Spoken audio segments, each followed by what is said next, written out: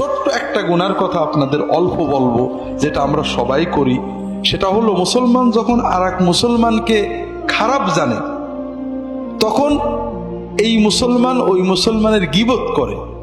গীবত শোনেন? গীবত মানে কি? গীবত কি সত্য কথা না মিথ্যা কথা? মিথ্যা কথা, আসলে ঠিক না। গীবত শতভাগ সত্য কথা, 100% সত্য না হলে ওটা গীবত হবে না।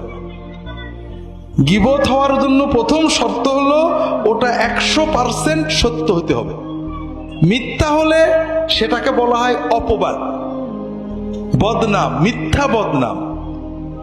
আর গীবত হওয়ার জন্য শর্ত কি? প্রথম শর্ত কি? শতভাগ সত্য হইতে হবে। আল্লাহ রাসূল সাল্লাল্লাহু আলাইহি ওয়াসাল্লাম বলছেন, আতাদরুনা মাল গীবাহ, তোমরা কি জানো গীবত কি? সাহাবায়ে কেরাম বললেন, আল্লাহু ওয়া রাসূলুহু আ'লাম, আল্লাহ এবং তার রাসূল ভালো জানেন। তখন রাসূলুল্লাহ সাল্লাল্লাহু আলাইহি ওয়াসাল্লাম বললেন, যিকরুকা আখাকা বিমা ইয়াকরাহ, তোমার ভাইয়ের গায়বাতে, অনুপস্থিতিতে তোমার ভাই সম্পর্কে এমন কথা বলবে, ওই কথাটা সে যদি জানে তার কষ্ট লাগবে। সে চাই না যে আমার অনুপস্থিতিতে আমার পিছনে কেউ আমার এই কথাটা বলুক।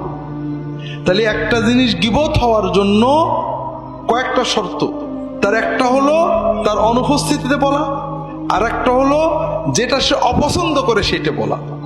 সাহাবীরা প্রশ্ন করলেন, ইয়া রাসূলুল্লাহ আরাইতা ইন কানা ফি আখি মা আকুল, ইয়া রাসূলুল্লাহ আমি যেটা বলছি সেটা সত্য হয়, আমার ভাইয়ের অনুপস্থিতিতে তার পিছনে আমি এমন একটা কথা বলছি যেটা সত্যই তার ভিতরে আছে। রাসূলুল্লাহ সাল্লাল্লাহু আলাইহি ওয়াসাল্লাম উত্তরে বললেন, ইন কানা ফি আখিকা মা তাকুলু ফাকাদ ইগতাবতা ওয়া ইন লাম ইয়াকুন ফীহি মা তাকুলু ফাকাদ বাহাত্তা, যদি তুমি যে কথা বলছো এটা সত্য সত্যই ওই ব্যক্তির ভিতরে থাকে, তোমার কথা যদি শতভাগ সত্য হয় তাহলে ওটা গীবত হবে। তাহলে গীবত হওয়ার জন্য তিনটে শর্ত। একটা হলো আপনি পিছনে বলবেন অনুপস্থিতিতে, আর একটা হলো যেটা বললে সে কষ্ট পায়, আর একটা হলো সত্য হইতে হবে। যদি মিথ্যা হয়, আল্লাহ রাসূল সাল্লাল্লাহু আলাইহি ওয়াসাল্লাম বলছেন, ওয়া ইল্লাম ইয়াকুন ফীহি মা তাকুলু ফাকাদ বাহাত্তা, যদি তুমি যে কথাটা বললে ওই কথাটা তার ভিতরে না থাকে, মিথ্যা হয়, তাহলে এটা অন্য একটা গুনাহ, সেটার নাম হলো অপবাদ। অপবাদের শাস্তি কি? অপবাদ হলো মহা কবিরা গুনাহ। মদ খাওয়া, শুয়োর খাওয়া, এগুলো যেমন কবিরা গুনাহ, গীবত, অপবাদ এইরকম কবিরা গুনাহ, তবে একটু বেশি। আপনি নগদ টাকা দিয়ে, নিজের হালাল টাকা দিয়ে 2 কেজি মদ কিনে খেয়েছেন, এটা গুনাহ হবে। তবে এখানে কোনো বান্দার হক নষ্ট হয়নি। আপনি যখনই তওবা করবেন, অর্থাৎ আপনি বলবেন যে আল্লাহ মাফ করে দাও, আর করব না, তখনই আল্লাহ মাফ করে দেবে। কিন্তু আপনি গীবত করেছেন, অপবাদ করেছেন, অথবা যে কোনোভাবে অন্য মানুষের হক নষ্ট করেছেন, আল্লাহর কাছে তওবা করেছেন, আল্লাহ আমি অন্যায়কে মাফ করো, আর করব না, এটাতে 16 আনা মাফ হবে না। ওই যার ক্ষতি করেছেন তার কাছে মাফ নিয়ে লাগবে। আর এজন্যই আল্লাহ রাসূল সাল্লাল্লাহু আলাইহি ওয়াসাল্লাম বলছেন, মান ক্বালা ফি মুমিনিন মা লাইসা ফীহি আসকানাহুল্লাহু রাদগাতাল খাবালি হাত্তা ইয়াতিয়া বিমাখরাজিম মিনহু, যদি কোনো মানুষ অন্য কোনো মুমিন ভাইয়ের ব্যাপারে এমন কথা বলে যেটা সত্য না, এরকম কথা কিন্তু আমরা সারা দিনই বলি, অমুক লোকটা এই দোষ আছে। আমরা যারা দিনদার, দিনী দল করি, তারা কি বলি?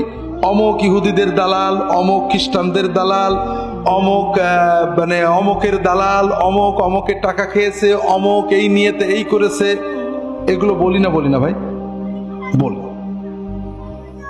আপনাকে যদি বলা হয় যে ঠিক আছে, তুমি আল্লাহর কসম করে বলো যে অমুক ইহুদিদের দালাল, যদি না হয়, আমার কথা মিথ্যা হয়, তাহলে আমার বউ 3 তালাক, আমার ছেলে পেলে এক্ষুনি মরে যাক, বলতে পারবেন? তাহলে আপনিও নিশ্চিত না, ঠিক না? আপনি আন্দাজে বললেন না? আন্দাজে বলবেন। কিয়ামতের দিন আল্লাহ আপনাকে একটা চান্স দেবে। কি বলবে? যে বান্দা, তুমি দুনিয়াতে আমার অমুক বান্দার ব্যাপারে এই কথাটা বলেছিলে সে ইহুদিদের দালাল, খ্রিস্টানদের দালাল, সে গোপনে অমুকের টাকা খায়, সে অমুক কাজ করে, সে এই নিয়েতে এটা করে। এই যে কথাটা বলেছিলে, এটা ডকুমেন্ট আমাকে দাও, দলিল দিবা। আসকানাহুল্লাহু রাদগাতাল খাবালি হাত্তা ইয়াতিয়া বিমাখরাজি মিনহু।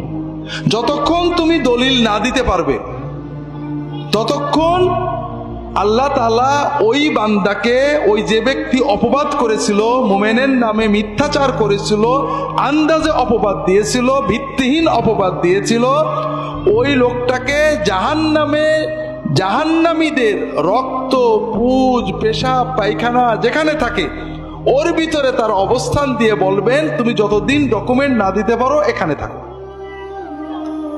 নাউজুবিল্লাহ বলেন না। এইরকম গুনাহ আমরা করি না, কোনো লাভ আছে ভাই? 2 টাকা লাভ আছে বলেন তো? 2 টাকাও লাভ।